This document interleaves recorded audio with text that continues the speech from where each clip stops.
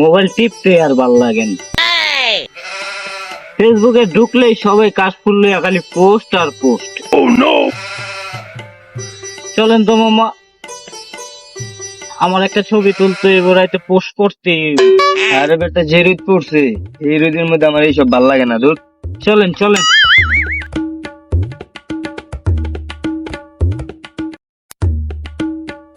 আলা কি পাগল হয়ে গেল নি? এই রোদের মধ্যে রাখ, তুই যাবি ঘুরতে, আমি যাবো মুততে।